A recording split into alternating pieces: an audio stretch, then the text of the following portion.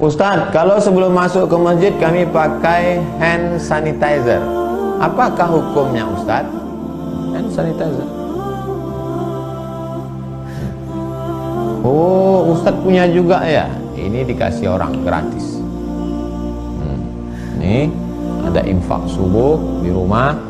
Setiap ada duit masukkan untuk membeli ini. Setelah dipakai masuk. Apa hukumnya Pak Ustadz setelah pakai hand sanitizer? Karena ada alkoholnya. Ada alkohol. Bagaimana cara membedakan ada alkohol ada tidak? Dingin. Oh, air kamar mandi pun dingin juga. Setelah gini kan, kalau tetap perih, itu ada alkohol. Apa hukum alkohol itu? Dua mazhab ulama. Yang pertama mengatakan alkohol itu najis. Innamal khamru wal maisiru wal ansabu wal azlamu rijsun, najis. Sesungguhnya khamar itu najis.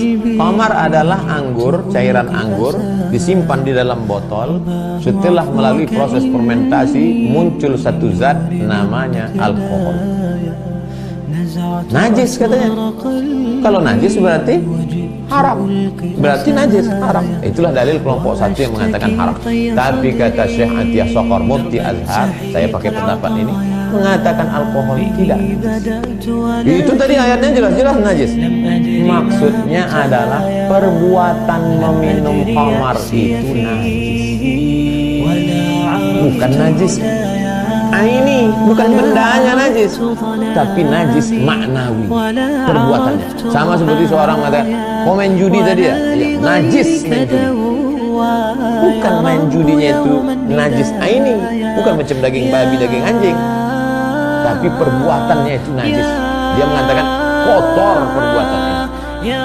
Mana dalilnya mengatakan bahwa khamar itu tidak najis? Ketika turun ayat pengharaman khamar, rijsun min amali syaitan fajtanibu, sahabat ramai-ramai pulang ke rumah, mereka ambil gentong-gentong tempat khamar, mereka tumpahkan ke jalan-jalan kota Madinah, dan mereka banyak yang menginjak-injaknya. Lalu kemudian setelah kering masuk ke masjid, Nabi tidak melarang. Tak ada Nabi mengatakan itu tadi yang kalian injak najis. Tidak. Itu menunjukkan bahwa dia bukan najis aini tapi maknawi. Saya lebih condong kepada pendapat itu. Poison, racun dia, bukan najis. Ustadz, apa hukumnya seorang pedagang ditawar selalu bilang modalnya saja tidak cukup, padahal boleh jadi dia sudah dapat untung? Berarti dia tipu. Tipu kata Nabi, man ghasyana falaysa minna. Siapa yang menipu bukan golongan kami. Oleh sebab itu, ibu, bapak jujur saja. Dulu kalau dikatakan seperti yang dilakukan Nabi Muhammad SAW, ini barangnya bagus, harganya 500, ini kurang bagus, harganya 75, ini enggak bagus, harganya 50, silakan beli. Dulu kalau ceramah Ustaz seperti itu diajak orang, mana ada pedagang seperti itu. Kalau jualan seperti itu enggak laku lah Pak Ustaz. Buktinya sekarang jualan seperti itu yang paling laku. Ini buah mangga bagus 100.000, ini kurang bagus 75, ini yang enggak bagus 50, pembeli silakan pilih. Itu yang dipilih orang zaman sekarang. Adapun yang mencampur antara yang tak bagus dengan bagus, dibilangkan murah, pulang ke rumah dibelahnya busuk, apa kata dia? Inilah terakhir diceritakan. Itu maka umat Islam di barang dagangannya tak laku. Kenapa? Menipu. Oleh sebab itu jangan tipu-tipu. Tunjukkan saja, ini sekian, buat harganya, ini sekian, ini sekian. Man ghasyana falaysa minna. Siapa yang menipu bukan golongan Nabi Muhammad, bukan umat Muhammad SAW. Dari Pak Rafa, Ustadz, kalau di bulan Sya'ban saya mulai baca Quran dari juz pertama. Pas mau Ramadan baru dapat 2 juz. Ini namanya gaya slow. Apakah saya mulai dari juz pertama lagi ketika awal Ramadan atau lanjutkan? Lanjutkan saja Pak. Karena membaca Quran itu tidak mesti tengok bulan, Bapak lanjutkan saja. khatam. Jadi baca Quran itu yang dikejar adalah khatamnya.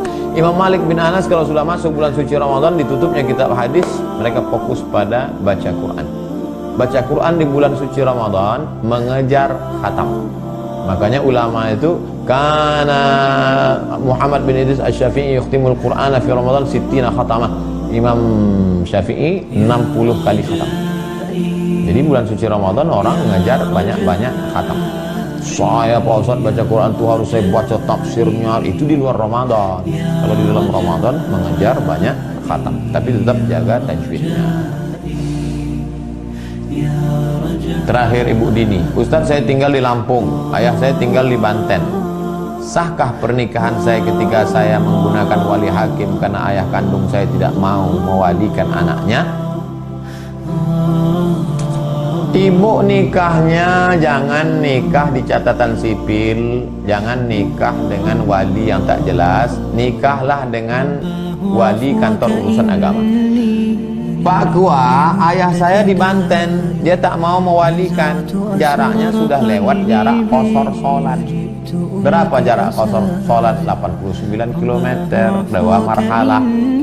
Maka oleh sebab itu ada kebijaksanaan. Dan sekarang saya kasih tahu kepada anak-anak gadis yang wali bapaknya tidak mau mewalikan, ada kabar gembira untuk kalian. Di kantor pengadilan agama ada formulir khusus diisi untuk bapak-bapak yang tak mau mewalikan anaknya. Kalau si bapak tidak mewalikan anaknya itu karena sebab agama, maka bisa dialihkan ke wali. Tapi kalau karena sebabnya betul, tak bisa dialihkan. Kenapa bapakmu tak mau? Karena suami saya pemabuk. Karena bapaknya baik. Tapi kalau kenapa bapakmu tidak setuju? Karena suami saya miskin, susah. Nah, itu termasuk penyebab yang menyebabkan bisa beralih perwalian ke wali hakim. Hakim yang menentukan. Fasultan waliun man la waliyalah. Wali hakim menjadi wali bagi perempuan yang tak punya wali. Wallahu a'lam bishawab. Assalamualaikum Ustaz. Waalaikumsalam warahmatullahi wabarakatuh. Saya bekerja di perusahaan menyimpan pendapatannya di bank dan ada pendapatan bunganya. Apakah gaji saya tersebut bagian dari riba tersebut? Bapak bekerja di perusahaan itu halal. Perusahaan itu halal. Kerja Bapak juga halal. Kerja Bapak halal, perusahaan itu juga bidangnya halal, hanya saja dia menyimpan duit di bank konvensional. Maka yang haram hanya bunganya itu saja.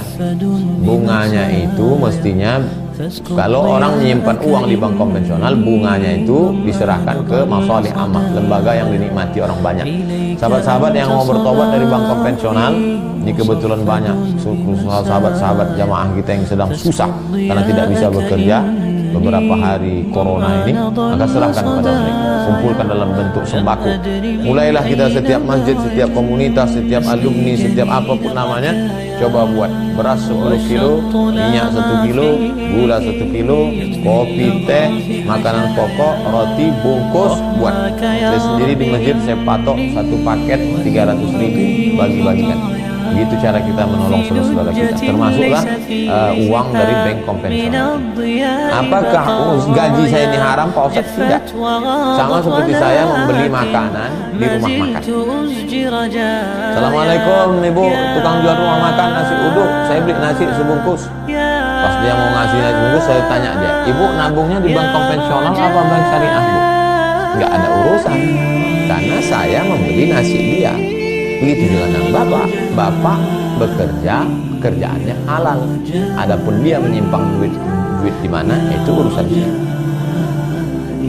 Ibu Titi, Ustadz, ada sebuah keluarga di mana suami istri sering bertengkar. Setiap kali ribut, suami selalu berkata, kalau gitu kita cerai aja. Apakah kata-kata itu sudah jatuh talak? Ibu Titi tanya sama suaminya, Bang, kau ada niat talak atau tidak? Kalau kata dia ada niat, berarti sudah jatuh talak 1. Udah hampir 10 kali Pak Ustaz, berarti sudah jatuh talak 3. Kalau sudah jatuh talak 3, maka ibu tidak bisa lagi balik ke bapak sebelum ibu nikah dulu dengan laki-laki lain. Tidak hanya sekedar akad, mesti berhubungan kelamin. Hatta tadzuqa usailataha wa tadzuqi usailatahu. Jadi jangan main-main tentang ucapan-ucapan talak ini. Karena talak ini ada namanya kinayah, yang kiasan, ada yang sharih, yang jelas. Pulanglah kau ke rumah orang tuamu. Nah, itu kalau ada niat talak jatuh, kalau tak ada niat tak jatuh. Itulah pentingnya laki-laki tahu apa talak, apa khulu, apa rujuk, apa li'an, apa zihar. Sebab itu perlu konsultasi pernikahan ke Kementerian Agama. Untuk Pekanbaru sudah dibuka konsultasi pernikahan Kementerian Agama Pekanbaru Riau bersama Dr. Zulfadli LCMA. Baik yang sudah menikah maupun yang belum. Kantornya di Jalan di atas UAS Original Store, di bawah jualan pakaian, buku, di atas konsultasi pernikahan. Masuk Jalan Delima ujung, setelah Masjid Muhammadiyah belok kiri, Jalan Sukuntum. Konsultasi pernikahan. Nanti insya Allah akan keluar buku judulnya 44 tanya jawab pernikahan. Kita akan bedah buku nanti insya Allah di Islamic Book Fair tahun 2021. Bukunya akan ditulis oleh konsultan pernikahan Ustadz Dr. Zulfadli. Menantikan buku 44 tanya jawab pernikahan. Itulah kajian kita malam ini, mudah-mudahan bermanfaat. Terima kasih segala perhatian, mohon maaf segala kesilapan dan kekhilafan. Allahumma alimna ma yanfa'una wanfa'na bima 'allamtana. Ajarkan pada kami yang kami tidak tahu, yang sudah kami tahu ini buat bermanfaat untuk kami ya Allah. Allahumma dafa'na al-ghala wal waba wal fahsya wal riba wal zina wal munkar. Selamatkan negeri kami dari malapetaka, bencana, musibah, khusus wabah corona ini. Waj'alna minas sabirin, jadikan kami orang-orang yang sabar. Waj'alna minal khashiin, jadikan kami orang-orang yang takut. Wassallallahu ala sayyidina Muhammad wa ala alihi wasallam. Alhamdulillah rabbil alamin. Besok kita ketemu lagi dalam pembahasan khusyuk dan tawadhu. Terima kasih. Wassalamualaikum warahmatullahi wabarakatuh.